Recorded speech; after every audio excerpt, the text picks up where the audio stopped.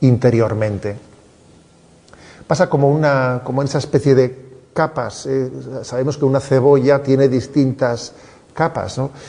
Es muy previsible, es muy posible que primeramente sea la razón la que se va impregnando, o la voluntad la que se va impregnando, y después va penetrando como por ósmosis y llegan a empaparse los propios sentimientos dentro de ese proceso progresivo de santificación.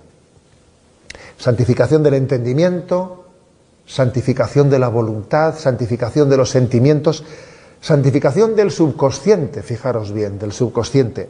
Es verdad que en el caso del subconsciente, ahí sí que estamos en un terreno no directamente controlable. Eso es verdad. Y hoy en día además sabemos que ese subconsciente puede tener más influencia de la que uno piensa. El subconsciente puede estar influenciando desde heridas que tuvimos en el pasado, de las que no somos muy conscientes, aspectos que no hemos asumido en esta vida, complejos que han quedado ahí larvados, ¿no? Pueden estarnos condicionando en el presente más de lo que suponemos. La gracia de Cristo, la gracia que nos santifica, está también llamándonos a poder cristificar ese mundo del subconsciente. ¿Cómo? Pues bueno, teniendo la gracia de identificar esas heridas, puestos en la presencia de Dios. Cuando alguien tiene ese don de que ante la presencia de Dios se conoce con mucha mayor profundidad. A veces no nos conocemos en nuestros aspectos más ocultos hasta que hemos conocido a Jesucristo más profundamente. Cuando uno conoce a Cristo más profundamente, el conocimiento de Cristo le lleva a descubrirse a sí mismo, a ver distintos aspectos de su vida que él podía tener olvidados, pero que desde el conocimiento de Cristo él descubre, ¿no? Como digo, el conocimiento de Cristo, el amor a Jesucristo, nos permite poder identificar heridas del pasado en nuestra vida, aflorarlas, ponerles nombre, identificándolas, como digo, ¿no? Y dejar que la gracia de Cristo, poniéndolas en su presencia, ¿no? Que la gracia de Cristo pueda sanarlas, o pueda, cuando menos, ¿no?, aminorar el influjo negativo que tiene en nuestra vida, quizás haciendo un acto de perdón sobre distintos aspectos que pudieron acontecer en nuestra vida y que han generado heridas, ¿no? O sea, sí, también la gracia de Cristo, aunque de una manera directa no somos dueños de nuestro subconsciente, sí que va teniendo poco a poco esa capacidad, ese influjo sanador de esas heridas que en nuestro interior, en el subconsciente, están influenciando en nuestra vida actual. Es como una impregnación progresiva de lo natural por lo espiritual. Esas heridas naturales que han quedado ahí del pasado se van progresivamente impregnando de la gracia de Cristo, en la medida en que nos ponemos en presencia de Dios, en la medida en que nos ponemos a remojo, si me permitís esta expresión, ponerse a remojo, ¿no? ¿Qué significa ponerse a remojo? Me pongo en presencia de Dios y dejo que Él me empape.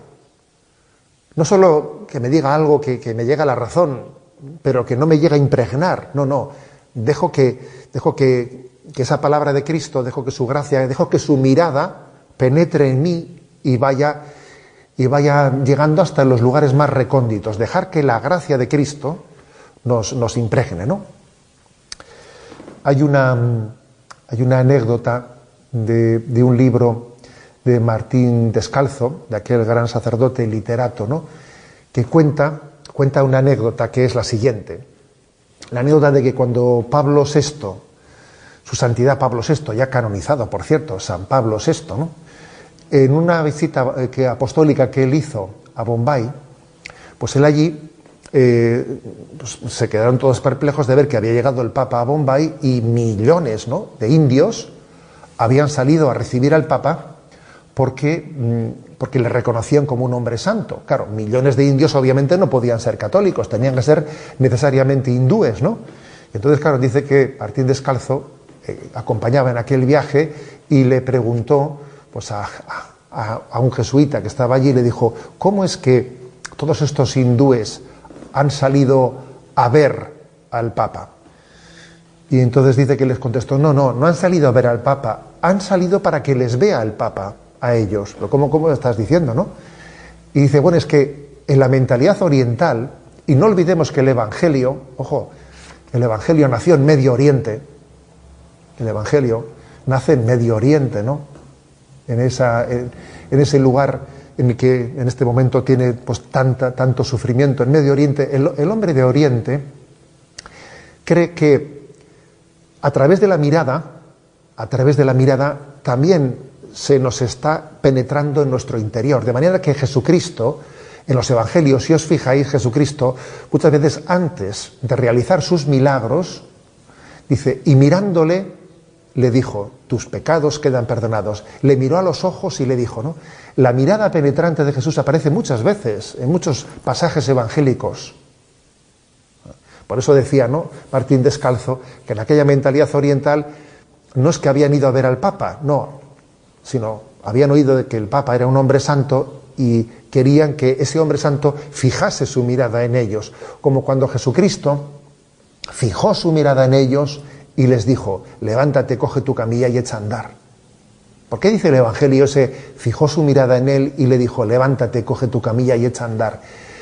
Se trata, por lo tanto, de que la gracia de Cristo penetre en nuestro interior, hasta los últimos lugares y más recónditos, ¿no? Y llegue la santificación a todos los estratos de nuestro ser. Es verdad, es normal pensar que hay zonas en nuestra vida que pueden estar fuera de nuestro control y de nuestra comprensión, pero Dios sabrá, ¿no?, de qué manera completar, ¿no?, y llegar a esa unificación interior y a esa sanación interior. En la medida en que nuestros hábitos de vida sepamos mortificarlos y ordenarlos, en la medida en que nuestros sentimientos, algunos de ellos pecaminosos, sepamos disciplinarlos, entonces también el subconsciente podrá verse configurado cada vez más y más por la gracia de Cristo. Bien, decía, santificación del entendimiento, pensar según Cristo, santificación de la voluntad, amar con el amor gratuito de Cristo, ¿no? Santificación de los sentimientos, tener los mismos sentimientos del corazón de Cristo. Santificación de nuestro subconsciente, dejando que la mirada de Cristo penetre y aflore, ¿no?, las heridas que pueden condicionarnos. Por último, santificación de nuestro cuerpo. Sí, también santificación de lo corporal, de lo somático. Por una parte hay que entender que lo somático, que lo corporal, está todo impregnado de lo psíquico, que es obvio que también lo psíquico afecta mucho en lo corporal, y que por lo tanto, si se impregna de la gracia de Dios nuestra psicología, eso también va a afectar positivamente al cuerpo.